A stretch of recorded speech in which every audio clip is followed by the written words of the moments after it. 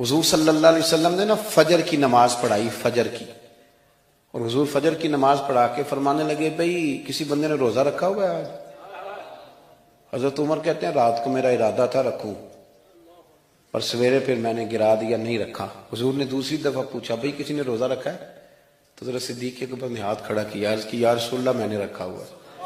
آپ حکم نہ دیتے تو نہ بتاتا، پر روزہ رکھنا بھی آپ نے توجہ دلائی ہے تو حکم بھی آپ کا بتاؤ تو بتا دیا۔ حضرت عمر کہتے ہیں حضور نے فجر کی نماز پڑھائی، فجر کی۔ دوسرا سوال پوچھا بھی کسی نے کسی بیمار کی تیمارداری کی ہے؟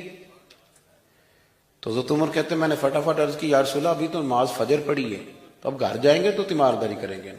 تو حضور نے فرمایا عمر تو ذرا ٹھہر جانا، جلدی نہ کر، ٹھہر نہ ذرا، رک تو صحیح۔ تو حضرت عمر فاروق رضی اللہ تعالیٰ عنہ فرماتے ہیں میں چپ کر گیا، حضور نے فرمایا بتاؤ بھی کسی نے تیمارداری کی ہے؟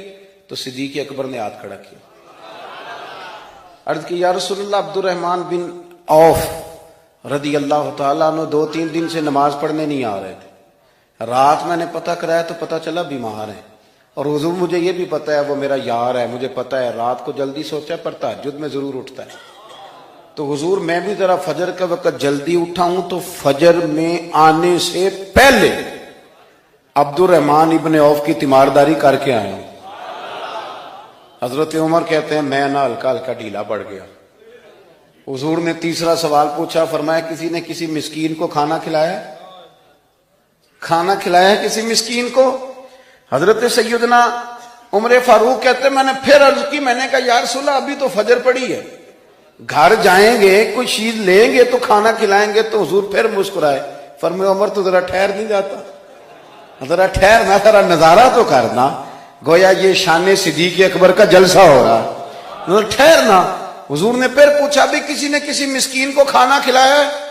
تو حضرت عمر کہتے ہیں لوگ سارے دائیں بائیں دیکھ رہے تھے اور میں چپ کے ابو بکر کو دیکھ رہا تھا، کہ مجھے پتا تھا کہ بولنا اسی نہیں ہے، اور دل میرا کر رہا تھا کہ کہہ دوں دیو جناب جواب، دل میرا کر رہا تھا۔ وہ سمجھ گئے تھے کہ سونا راضی کن کاموں میں ہو، بس یہ نقطہ انہوں نے پا لیا تھا۔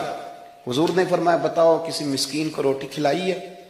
تو جناب سیدنا صدیق اکبر نے ہاتھ کھڑا کیا، عرض کی یا رسول اللہ سویرے اٹھا ہوں تو چھوٹا بیٹا بھی اٹھ گیا تھا، اور میرے وضو کرتے سنت پڑھتے ماں سے کہنے لگا بھوک لگ رہی ہے، تو ماں نے 2 روٹیاں بھی پکا دی، تو حضور ایک اس نے کھائی دوسری اس کے ہاتھ میں تھی۔ جب ہم نکلے ہیں نا گھر سے تو دروازے پہ ایک فقیر کھڑا تھا، مسکین کھڑا تھا، کہہ رہا تھا رات سے بھوکا ہوں، کوئی دروازہ کھلنے کا انتظار کر رہا تھا، ابو بکر سب سے پہلے تیرا ہی کھلا ہے۔ تو حضور میں نا اس مسکین کو ایک روٹی کھلا کے آیا ہوں۔ حضرت عمر فاروق کہتے ہیں میں نے گردن جھکا لی، اور میرے رسول کریم نے فرمایا اے اللہ میرے ابو بکر پہ رحم فرما، اللہ میرے ابو بکر۔ وہ سمجھ گئے تھے، مزاج شناست سمجھ آ گئی تھی کہ حضور کن باتوں میں، اور نہ اپنے اوپر وہ سارا کچھ طاری کر لیا تھا انہوں نے، طاری، ان کی ادائیں بالکل ڈھل گئی تھی نبی پاک کی اداؤں۔ 3 دن وہ غار ثور میں رہے تو ہمارے صوفیاء فرماتے ہیں کہ ان پر تجلیاں بھی پڑی محبوب کی معرفت کی۔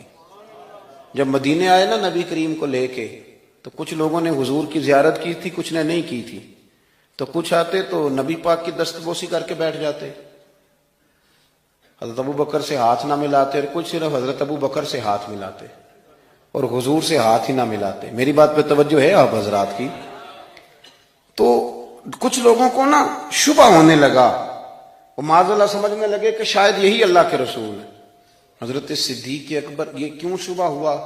تو ہمارے محدثین فرماتے ہیں کہ ابو بکر صدیق بولتے بھی اس طرح تھے جو میرے نبی پاک کا طریقہ، بیٹھتے بھی اس طرح تھے جو رسول پاک کا طریقہ۔ کہتے ہیں انہوں نے امامہ باندھا ہوا تھا تو جو امامے کا پیچ حضور کا ڈھیلا رہ گیا تھا ان کا بھی ڈھیلا رہ گیا تھا، اس طرح اپنے آپ کو مزاج میں ڈھالا تھا، تو من شدی من تو شدم، میں اس طرح ڈھالا تھا مزاج میں، اس طرح کہ کوئی فرق ہی نہیں نظر آتا تھا۔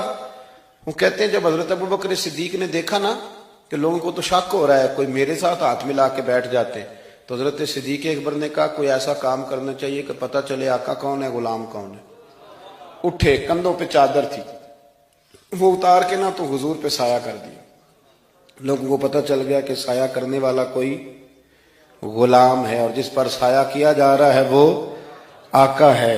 کیا خوبصورت نقطہ لکھا ہے مفسرین نے شارحین فرماتے ہیں تھوڑی دیر کے لیے، تھوڑی دیر کے لیے، تھوڑی دیر کے لیے حضرت ابوبکر صدیق نے حضور کے سر انور پر اپنی چادر کا سایہ کیا تھا۔